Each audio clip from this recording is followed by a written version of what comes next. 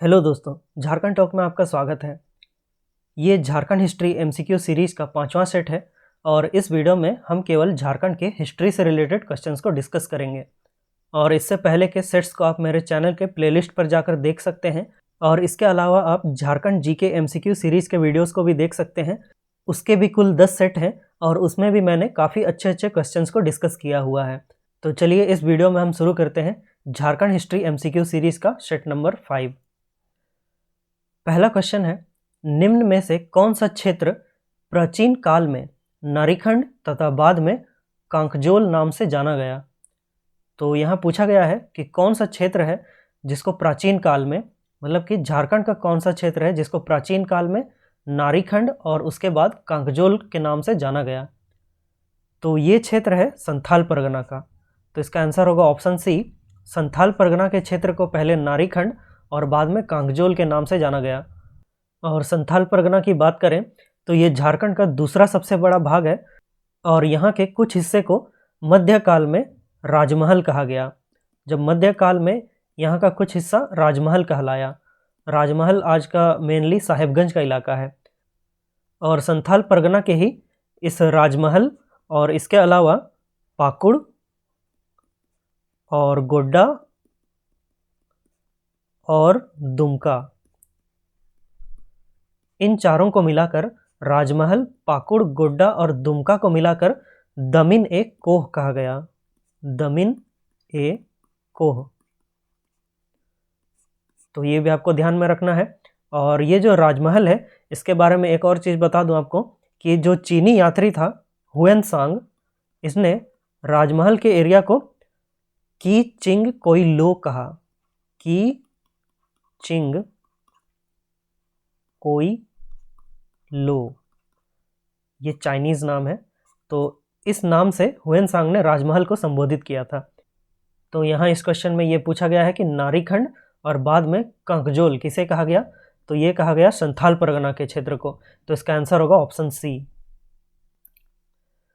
दूसरा क्वेश्चन है, झारखंड के किस स्थान से नक्षत्र मंडल, अंतरिक्ष यान और अंतरिक्ष मानव के पुरातात्विक काल के चित्र प्राप्त हुए हैं?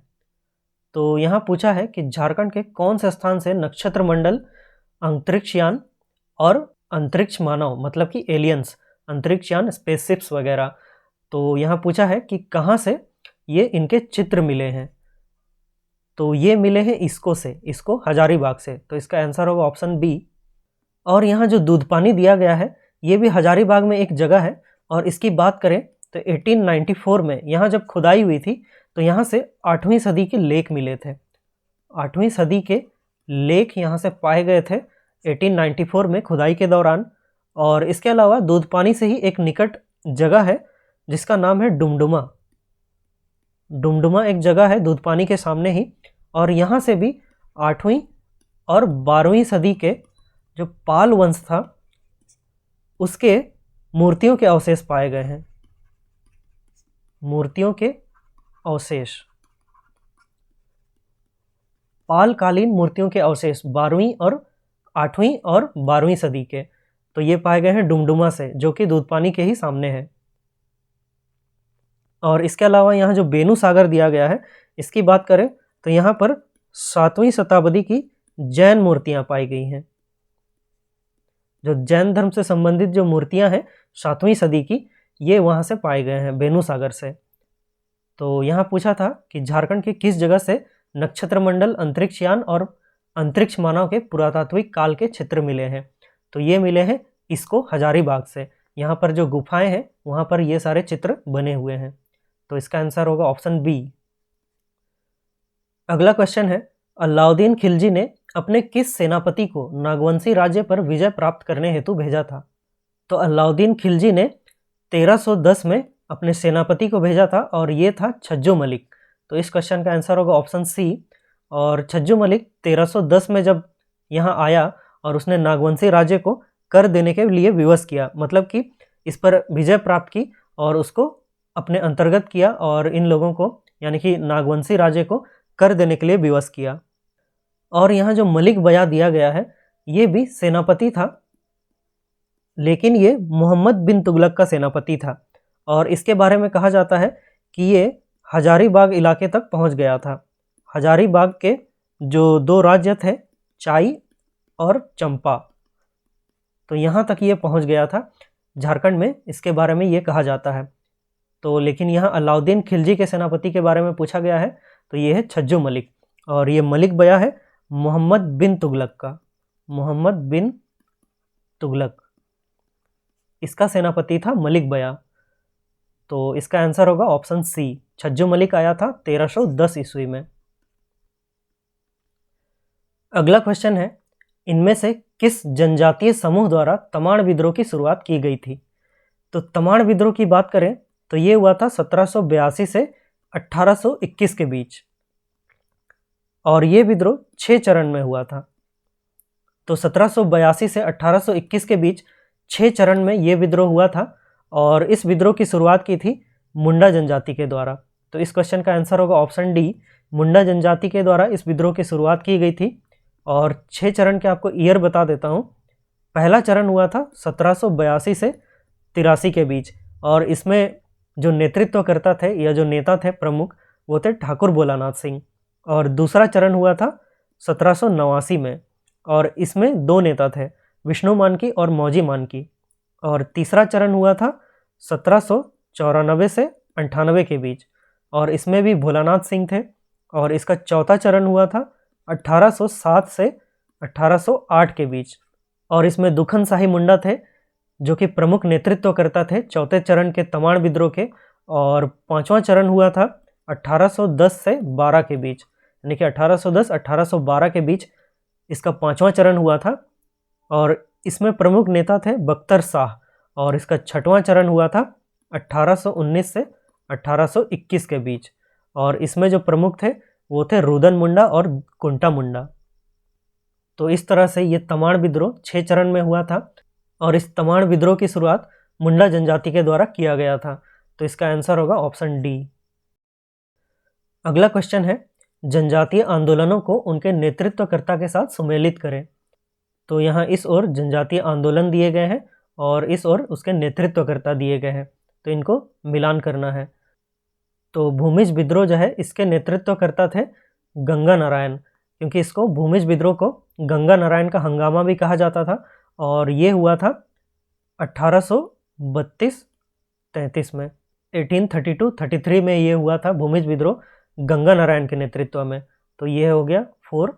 और ये संथाल विद्रोह, इससे रिलेटेड है सिद्धू कान्हू, ये हुआ था 1855-56 में। तो ये संथाल विद्रोह हो गया सिद्धू कान्हू से। और ये सफाहोड़ आंदोलन, ये हुआ था लाल हेम्ब्रोम के नेतृत्व में, और ये हुआ था 1870 में। 1870 में लाल हेम्ब्रोम के नेतृत्व में ये सफाहोड़ आंदोलन हुआ था। और खरवार विद्रोह जो है, ये हुआ था 1874 में, और ये हुआ था भागीरथ मांझी के नेतृत्व में। तो ये हो गया 4, 3, 2, 1। तो यहाँ है 4, 3, 2, 1। तो इसका आंसर होगा ऑप्शन डी। अगला क्वेश्चन है, हूल झारखंड पार्टी का गठन किस वर्ष हुआ? तो हूल झारखंड पार्टी, इसको क्रांतिकारी झारखंड पार्टी भी बोला जाता है, क्रांतिकारी झारखंड पार्टी। और इसका गठन हुआ था 1969 में। तो इसका आंसर होगा ऑप्शन डी, 1969 में ये झारखंड पार्टी से अलग होकर बना था। झारखंड पार्टी, आपको याद होगा, झारखंड पार्टी जो है ये 1963 में कांग्रेस में इसका विलय हो गया था। तो कांग्रेस में मिल जाने के बाद जो इस पार्टी के लोग थे वो काफ़ी अलग अलग हिस्सों में बंट गए, और इसमें से जैसे कि और अलग अलग पार्टी बनी थी, एक था उसमें से बिरसा सेवा दल, ये बना था 1965 में। और इसके बाद इसी से और एक बना था, यानी कि झारखंड पार्टी से ही अलग होकर और एक बना था all India Jharkhand party. All India Jharkhand party बना था 1967 में, और इसके बाद ये हूल झारखंड पार्टी बनी 1969 में। तो इसका आंसर होगा ऑप्शन डी। और ये सभी जो है झारखंड पार्टी से अलग होकर बने थे, क्योंकि 1963 में इसका कांग्रेस में विलय कर दिया गया था। तो इसमें से कुछ लोगों को ये पसंद नहीं आया, तो इसीलिए कुछ लोगों ने अलग होकर अपनी अपनी पार्टी बनाई। तो झारखंड हूल पार्टी या जो ये हुल झारखंड पार्टी है उन्हीं में से एक था, और ये बना था 1969 में। तो इसका आंसर है ऑप्शन डी। अगला क्वेश्चन है, किस जनजाति के लोगों द्वारा सबसे पहले झारखंड राज्य निर्माण की प्रक्रिया शुरू की गई? मतलब यहाँ पूछा गया है कि झारखंड में राज्य निर्माण की जो प्रक्रिया है वो किस जनजाति के लोगों के द्वारा शुरू की गई थी? तो ये शुरू की गई थी मुंडा जनजाति के द्वारा। इसका आंसर होगा ऑप्शन सी, मुंडा जनजाति। और इसमें जो सबसे पहला व्यक्ति था जिसने कि झारखंड में राज्य निर्माण की प्रक्रिया शुरू की थी वो था ऋषा मुंडा। ऋषा मुंडा इसका नाम था। इसी ने सबसे पहले झारखंड में राज्य निर्माण की प्रक्रिया शुरू की थी, और इसने सबसे पहले एक व्यक्ति था सुतिया पाहन। सुतिया पाहन ऋषा मुंडा ने जो राज्य बनाने की प्रक्रिया शुरू की थी उसमें सुतिया पाहन को इसका शासक बनाया था। और सुतिया पाहन जब शासक बना तो इसने अपना जो नव स्थापित राज्य है, मतलब कि जो नया राज्य बना था, उसका नाम रखा था सुतिया नागखंड। सुतिया नागखंड उसका नाम रखा था, और इसको 7 गढ़ों में विभाजित किया था। 7 गढ़ बनाए थे अलग अलग इस सुतिया नागखंड के। सुतिया नागखंड एक पूरा नवनिर्मित राज्य बना था। तो ये सुतिया पाहन के द्वारा बनाया गया था, मतलब ये पहला शासक था। और सुतिया नागखंड का अंतिम शासक यानी कि जो अंतिम राजा था वो था मदरा मुंडा। मदरा मुंडा इस सुतिया नागखंड का अंतिम शासक बना, और इसके बाद नागवंश आ गया। इस सुतिया नागखंड के बाद नागवंश आया, जिसने कि इस सुतिया नागखंड को जीतकर नागवंश की स्थापना की थी। तो यहाँ ये पूछा है कि किस जनजाति ने झारखंड में सबसे पहले राज्य निर्माण की प्रक्रिया शुरू की थी? तो ये मुंडा जनजाति के द्वारा शुरू किया गया था, और मुंडा जनजाति में भी पहला व्यक्ति था ऋषा मुंडा, जिसने ये राज्य निर्माण की प्रक्रिया शुरू की थी। तो इसका आंसर होगा ऑप्शन सी। अगला क्वेश्चन है, असहयोग आंदोलन के दौरान महात्मा गांधी के अतिरिक्त इनमें से किसने झारखंड की यात्रा की थी? तो यहाँ पूछा है कि असहयोग आंदोलन जब चल रहा था तो उस दौरान महात्मा गांधी तो झारखंड आए ही थे, लेकिन इनमें से और एक कौन व्यक्ति था जो कि महात्मा गांधी के अलावा झारखंड आया था?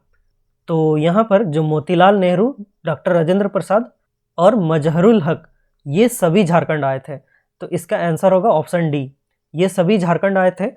और असहयोग आंदोलन यानी कि जो ये नॉन कोऑपरेशन मूवमेंट था, इसका झारखंड में केंद्र था रांची।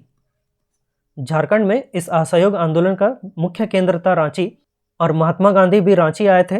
और रांची में ये एक जगह पर ठहरे थे, वो था वंशीधर मोदी धर्मशाला।